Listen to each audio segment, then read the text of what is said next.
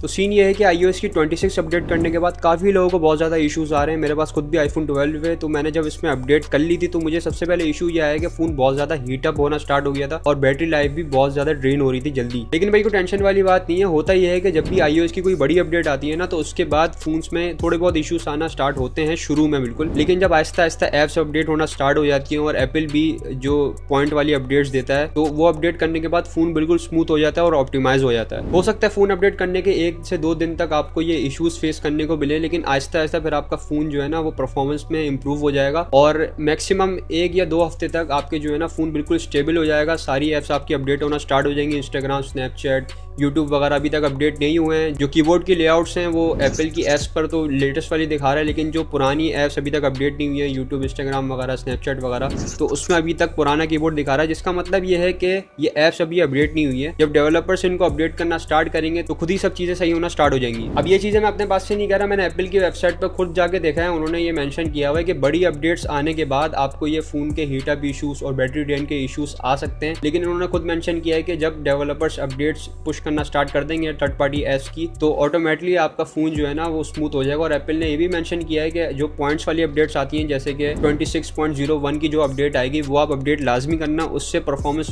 Smooth हो जाती है। लेकिन मैं टेंशन लेने वाली बात नहीं है, आपको इतना ज़्यादा इंतजार नहीं करना पड़ेगा। मैंने iOS 26 की कुछ ट्रिक्स वगैरह ढूंढी हैं जिससे मैंने फ़ोन पे अपने अप्लाई करी थी ये चीज़ें, तो फ़ोन काफ़ी ज़्यादा स्मूथ हो गया था और मेरा जो हीटअप का और बैटरी ड्रेन का इशू था वो भी सॉल्व हो गया था। तो भाई जितनी भी ट्रिक्स बताऊंगा वो आप सही से फॉलो करना, वीडियो पूरी देखना, काइंडली कमेंट में कोई ऐसी बात नहीं पूछना जो वीडियो में ऑलरेडी मैं बता चुका हूँ। तो चलें जल्दी से वीडियो को स्टार्ट करते हैं। तो सबसे पहली चीज़ और इससे सबसे ज़्यादा आपके फ़ोन में इंप्रूवमेंट आएगी वो है रिड्यूस ट्रांसपेरेंसी। ये वाला मोड आप ऑन कर लोगे तो आपके फ़ोन में आपको खुद ही इंप्रूवमेंट देखने को मिलेगी। असल में एप्पल ने जो iOS 26 की अपडेट दी है ना, इसमें ग्राफिक्स वगैरह पे बहुत ज़्यादा काम किया हुआ है। पहले तो आपने नोटिस किया होगा कि आइकन्स जो है ना वो 2D और कार्टूनिश टाइप के आइकन्स होते थे, लेकिन अब 3D आइकन्स एप्पल ने दिए हैं। इसमें लाइटिंग्स वगैरह, शेडोज़ वगैरह, इन सबको प्रोसेस करने के लिए फ़ोन पर काफ़ी ज़्यादा लोड पड़ रहा होता है, तो हम इसको थोड़ा रिड्यूस करेंगे। ये करने के लिए सबसे पहले आपको करना यह है कि अपनी आईफोन की सेटिंग में जाना है। उसके बाद नीचे करेंगे तो एक्सेसिबिलिटी का एक ऑप्शन आएगा, उस पर क्लिक करें, डिस्प्ले एंड टेक्स्ट साइज में जाएं। यहाँ पर जाने के बाद आपको एक रिड्यूस ट्रांसपेरेंसी का ऑप्शन आएगा, इसको आप अनेबल कर लोगे तो आपके फ़ोन की लुक ऐसी हो जाएगी जैसे कि पहले के iOS वर्जन में थी, थोड़ी फ्लैट लुक हो जाएगी और आपकी जो लाइटिंग्स वगैरह जो एप्पल ने न्यू दी है वो थोड़ी कम हो जाएंगी। ये करने से बेसिकली होगा ये कि आपके फ़ोन के प्रोसेसर पर लोड थोड़ा कम पड़ेगा और आपका जो बैटरी ड्रेन और हीटअप वाला इशू है ये भी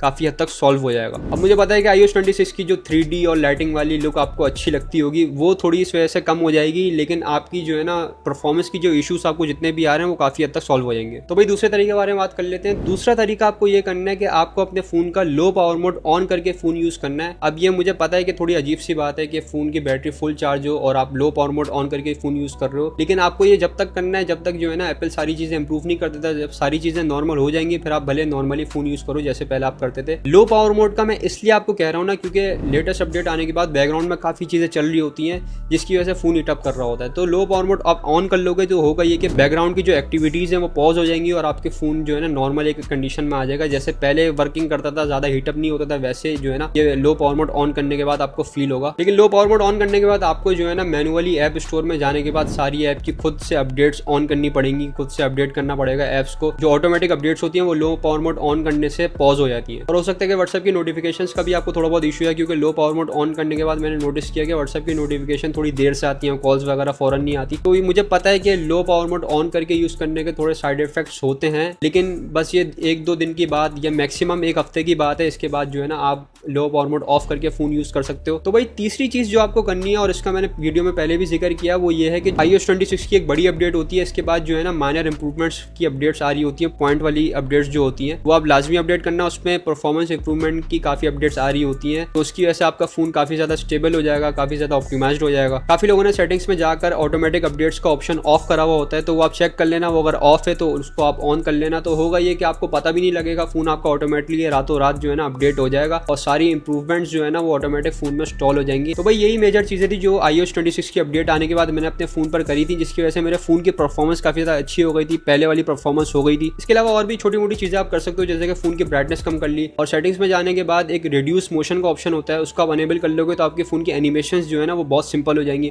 उससे भी बैटरी लाइफ थोड़ी बहुत बच जाती है। लेकिन जो मेजर चीज़ें थी ना जिससे सबसे ज़्यादा इफेक्ट आएगा, परफॉर्मेंस आपकी अच्छी हो जाएगी फ़ोन की, वो सब चीज़ें मैंने आपको शुरू में बताई हैं। और टेंशन लेने वाली कोई बात नहीं है। अगर ये सब करने के बाद भी आपको ऐसा फील हो रहा है कि फ़ोन में वो पहले वाली बात नहीं रही, तो आप थोड़ा सा इंतजार कर लो। आपको पता है यार, ये मेजर अपडेट है, विजुअली काफ़ी ज़्यादा चीज़ें चेंज करी हैं, एप्पल ने न्यू चीज़ ट्राई करी है, लाइटिंग वगैरह पे बहुत ज़्यादा फोकस करा है, ऐप्स का आइकन 3D करे हैं, ये सब चीज़ें करी हैं। तो ये सब चीज़ें करने के बाद आपके फ़ोन पे थोड़े बहुत इश्यूज तो आएंगे ना, थोड़ा सा आपको वेट करना है, थोड़ी सी अपडेट्स आएंगी, थोड़ी सी डेवलपर्स मेहनत करेंगे, सारी ऐप्स अपडेट करेंगे, तो सब चीज़ें स्मूथ हो जाएंगी। उम्मीद है कि वीडियो आपको पसंद आई होगी। भाई कमेंट जो है ना, उसमें कोई सवाल नहीं करना, अच्छे कमेंट करना, और जो मुझे सबसे ज़्यादा अच्छा कमेंट लगा मैं उसको पिन लाजमी करूँगा। Thanks for watching.